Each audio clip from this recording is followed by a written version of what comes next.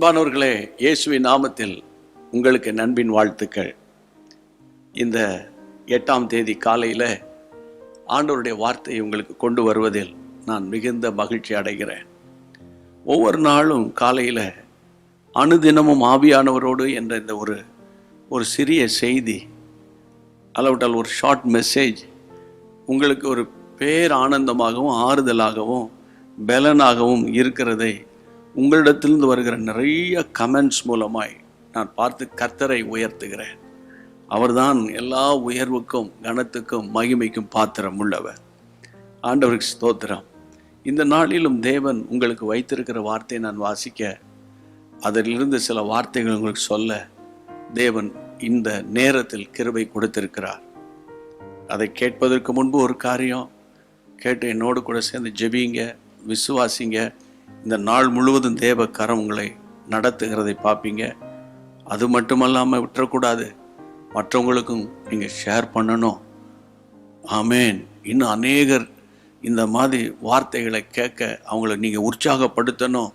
அதுதான் ஒரு பெரிய ஊழியம் பிரியமானவர்களே. அப்படிப்பட்ட கிருபையினால் கர்த்தர் உங்களை நிரப்புவாராக. சரி, நீங்கள் இப்போது இந்த வார்த்தையை கேளுங்க. 2 கொரிந்தியர் 1ஆம் அதிகாரம் 4ஆம் வசனம். 2 கொரிந்தியர் 1ஆம் அதிகாரம் 4ஆம் வசனம்.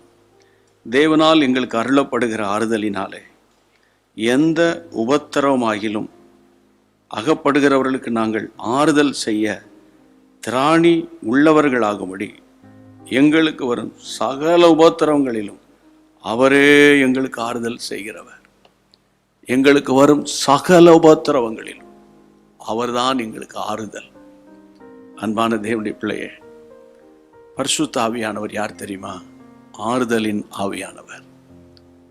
ஆமா, மனுஷன் ஆறுதல் படுத்துவதற்கும் ஆவியானவர் உங்களை ஆறுதல் படுத்துறதுக்கும் வித்தியாசம் இருக்கு.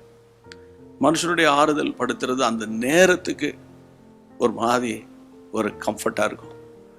ஆனால் ஆவியானவர் உங்களை ஆறுதல் படுத்துவார். ஆனால் அந்த வேதனையிலிருந்து நீங்கள் வெளியே வந்து விடுவீர்கள். அதனால தான் இதே 1ஆம் அதிகாரம் 3ஆம் வசனத்தில் அருமையாய் அவர் எழுதும்போது சகல விதமான ஆறுதலின் தேவனுக்கு ஸ்தோத்திரம்.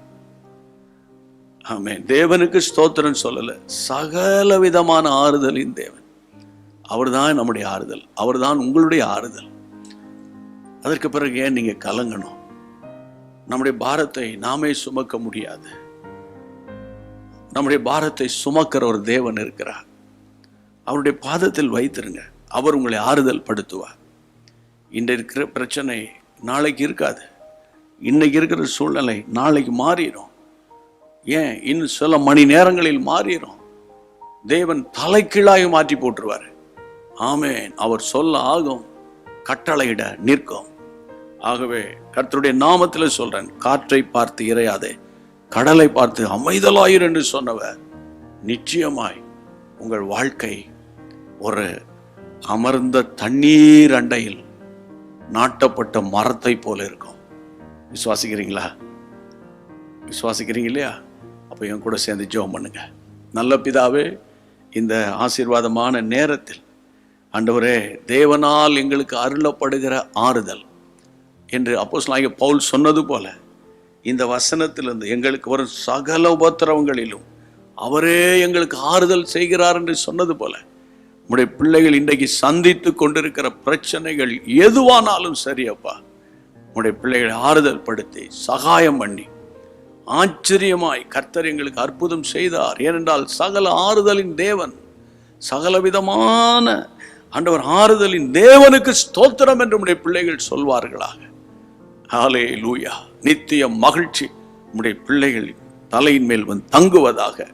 கர்த்தருடைய நாமத்தில் நம்முடைய பிள்ளைகள் வீடுகளை நான் ஆசீர்வதிக்கிறேன். ஆவி ஆத்துமா சரீரத்தில் ஒரு புது பலன் உண்டாகட்டும் அப்பா. கர்த்தர் பார்த்து கொள்வார், கர்த்தர் நடத்துவார் என்ற தைரியத்தோடு ஓட உதவி செய்யும். இயேசு கிறிஸ்துவின் நாமத்தில் ஜெபிக்கிறோம் நல்ல பிதாவே, ஆமென். கர்த்தருக்கு ஸ்தோத்திரம். கர்த்தர் உங்களை தைரியப்படுத்தி இருக்கிறார். தேவனுடைய கரத்திலே உங்களை ஒப்பு கொடுத்து நான் ஜெபம் பண்ணிட்டேன். நீங்களும் அர்ப்பணிச்சிட்டீங்க. இனி கர்த்தர் நடத்துவா. அந்த ஒரு வார்த்தை மாத்திரம் சொல்லுங்க அடிக்கடி, கர்த்தர் நடத்துவா. ஆச்சரியமான பதிலை நீங்க பார்க்க போறீங்க. God bless you. மீண்டும் சந்திப்போம். அன்பான தேவனுடைய பிள்ளைகளே, இச்செய்தி உங்களுக்கு மிகுந்த ஆசீர்வாதமாக இருந்ததென்று நாங்கள் நம்புகிறோம்.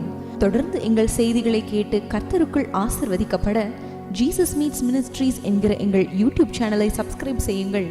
மேலும் உங்கள் ஜெப உதவிக்கு எங்களோடு நீங்கள் தொடர்பு கொள்ள வேண்டிய தொலைபேசி எண் 9842252836 மற்றும் 7299546363. Email gpsrobinson@hotmail.com. கர்த்தர் உங்களை ஆசீர்வதிப்பாராக.